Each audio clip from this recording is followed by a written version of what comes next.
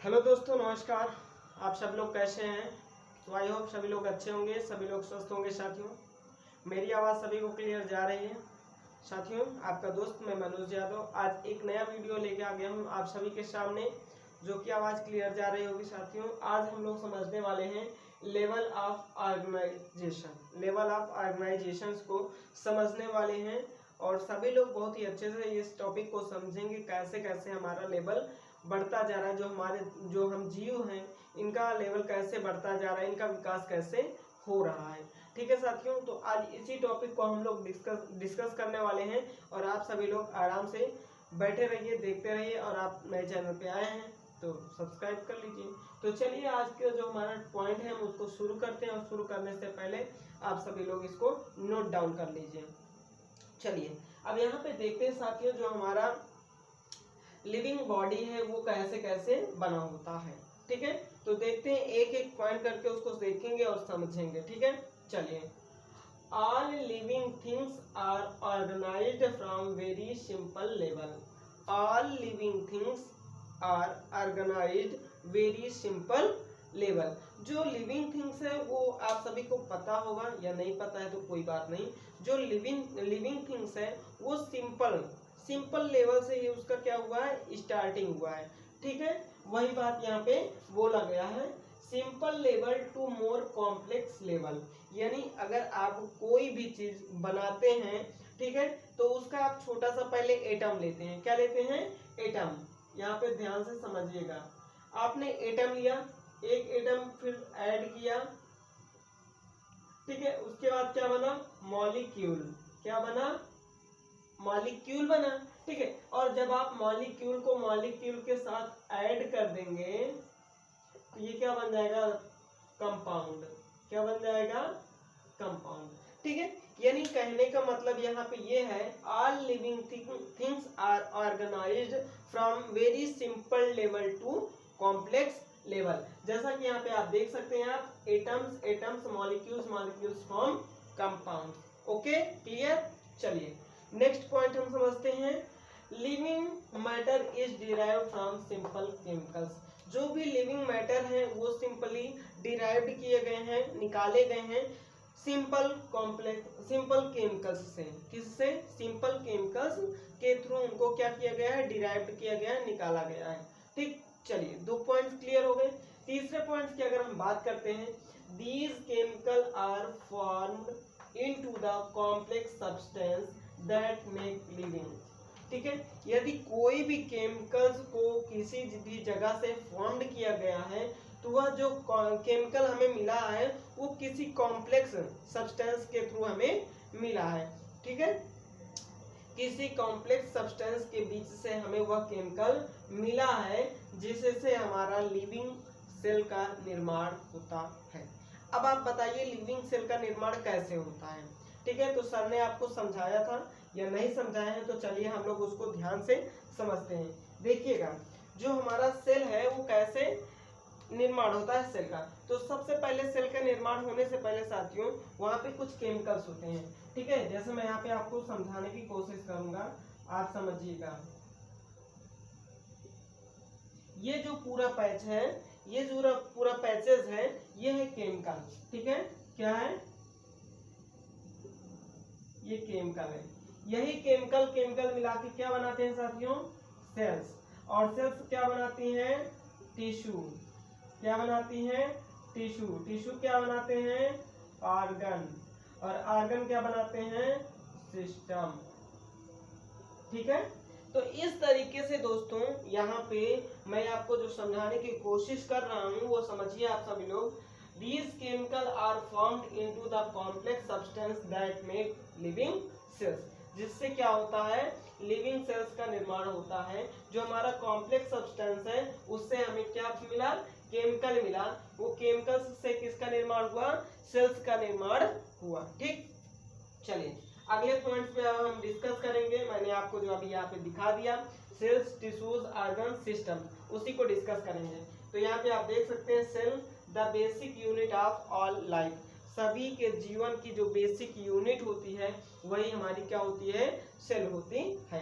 अब टिश्यू क्या है? Specialised group of cells. Cell का एक व्यवस्थित क्रम, सेल का एक व्यवस्थित ऑर्डर क्या कहलाता है? टिश्यू कहलाता है। ठीक है, अब आइए देखते हैं टिश्यू के बाद क्या होता है? ऑर्गन। टिश्यू में be functions together as organ. जो टिश्यू होते हैं वो ऑर्गन की तरह क्या करते हैं? फंक्शन करते हैं। ठीक है, टुगेदर साथ साथ फंक्शन एज अ ऑर्गन करते हैं। ठीक है, अब आइए सिस्टम्स की बात करते हैं। सिस्टम में क्या होगा तो देखते हैं, organ working together for the same general purpose. ठीक है, make up the body system. क्या करता है? Organ working together, organ working together for the same general purpose make up of the body systems. और क्या बनाते हैं? वो बॉडी सिस्टम्स को बनाते हैं। तो आई होप साथियों ये आपको पॉइंट्स क्लियर हो गए होंगे। अब हम चलिए वहां पे समझने वाले हैं कुछ जनरल, ठीक है, कुछ जनरल फंक्शंस के बारे में या कुछ जनरल सिस्टम्स के बारे में जो हम लोगों को ह्यूमन एनाटॉमी एंड फिजियोलॉजी में पढ़ने हैं। ठीक है, तो चलिए इसको आप नोट कर लीजिए और मैं आगे बढ़ता हूँ।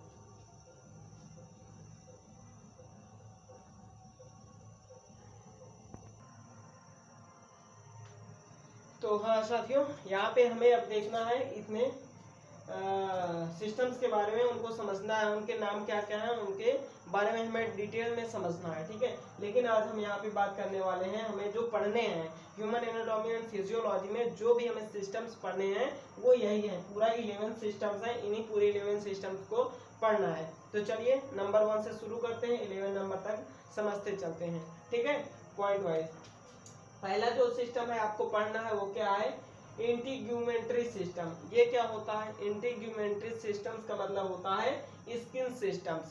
ठीक है, यानी जो हमारी बॉडी है ये स्किन से क्या कैसे बनी हुई है उसके बारे में पूरा डिटेल में समझना है, पढ़ना है आपको। ठीक, चलिए अगला है हमारा नर्वस सिस्टम्स। नर्वस सिस्टम मतलब ब्रेन से रिलेटेड जो भी आपके फंक्शंस हैं उनको पूरा पढ़ना है। ठीक है, अगला है आपका स्केलेटन सिस्टम। स्केलेटन सिस्टम मतलब कंकाल तंत्र, जो आपके शरीर में जितनी भी हड्डियां हैं उन सभी के हड्डियों के बारे में पढ़ना है पूरा डिटेल से, उनका फंक्शंस क्या होता है सब कुछ डिटेल में। अगला जो पॉइंट है वो है इंडोक्राइन। इंडोक्राइन सिस्टम का मतलब होता है ऐसी कुछ स्पेशल ग्लैंड्स हैं जो हार्मोन्स और प्लस एंजाइम्स दोनों का सिक्रेशन करती हैं, उनके बारे में हमें पढ़ना है। ठीक है, अगला जो पॉइंट है वह है मस्कुलर सिस्टम। मस्कुलर सिस्टम्स यानी मसल्स सिस्टम्स के बारे में पढ़ना है। अब इसको यहाँ पे मसल सिस्टम्स के बारे में क्यों पढ़ना है? क्योंकि दोस्तों यहाँ पे हम लोगों को फार्मेसी में इसलिए पढ़ना है कि जो इंजेक्शंस होते हैं वो पेरेंटल दिए जाते हैं। ठीक है, पेरेंटल दिए जाते हैं तो मसल्स में भी कई इंजेक्शंस दिए जाते हैं, उसके अकॉर्डिंग यहाँ पे इसको पढ़ना है। ठीक, चलिए अब हम बात करते हैं कार्डियोवैस्कुलर सिस्टम्स। कार्डियोवैस्कुलर सिस्टम्स को हम एक और सिस्टम कहते हैं सर्कुलेटरी सिस्टम। ठीक है, उसी को हम क्या कहते हैं? सर्कुलेटरी सिस्टम्स कहते हैं। तो हमें इसे पूरा पढ़ना है। इसमें हमें हार्ट के बारे में पढ़ना है, हार्ट के कितने चैम्बर होते हैं, उसके बाद क्या होता है हार्ट और आर्टरीज वेन्स सभी के बारे में हमें पूरा, एरोटा सभी के बारे में पूरा डिटेल से पढ़ना है। ठीक, चलिए लिम्फेटिक सेल्स क्या होते हैं इसके बारे में भी हमें पढ़ना है। उसके बाद हमें यूरिनरी सिस्टम्स के बारे में पढ़ना है। ठीक है, जिसके द्वारा यूरिन का सिक्रेशन होता है, या फिर हमें पूरा डिटेल में किडनी के बारे में समझना है, नेफ्रॉन के बारे में समझना है। ठीक है, और यहाँ पे हमें न्यूरॉन के बारे में समझना है, यहाँ पे न्यूरॉन के बारे में पूरा डिटेल में समझना है, यहाँ पे नेफ्रॉन के बारे में समझना है। ठीक, आ जाइए अगला। अगला है आपका डाइजेस्टिव सिस्टम। डाइजेस्टिव सिस्टम से हमें यहाँ पे क्या क्या समझना है? इंटेस्टाइन्स के बारे में समझना है, लीवर के बारे में समझना है, पूरा डिटेल में समझना है। ठीक, फिर आइए हम बात करते हैं रिप्रोडक्टिव सिस्टम। रिप्रोडक्टिव सिस्टम्स में क्या समझना है? मेल फीमेल रिप्रोडक्टिव सिस्टम्स के स्ट्रक्चर समझने हैं, स्पर्म्स के स्ट्रक्चर समझने हैं, उसके बाद रिप्रोडक्टिव ऑर्गन्स से या फिर उससे रिलेटेड निकलने वाले हार्मोन्स के बारे में पूरा डिटेल में स्टडी करना है। ठीक, चलिए अगला हमारा जो excretory system. Excretory system means होता है, क्या होता है मतलब जो अपशिष्ट पदार्थ हैं उनको बाहर निकालने के जो भी प्रोसेस हैं, ठीक है, उसके बारे में हमें यहाँ पे समझना है। ठीक है, बात समझ में आ गई साथियों? तो ये पूरे सिस्टम्स आप इसको लिख सकते हैं, आप इसको आराम से इसके बारे में एक एक पॉइंट समझते चलिए, मैं आपको समझाता रहूंगा। तो आई होप दोस्तों आपको ये वीडियो जो भी मैंने आपको समझाया यहाँ पे समझ में आ गया होगा। अगर समझ में आ गया तो आप अपने दोस्तों के साथ इसे शेयर करना मत भूलिए। थैंक यू, जय हिंद। ओके।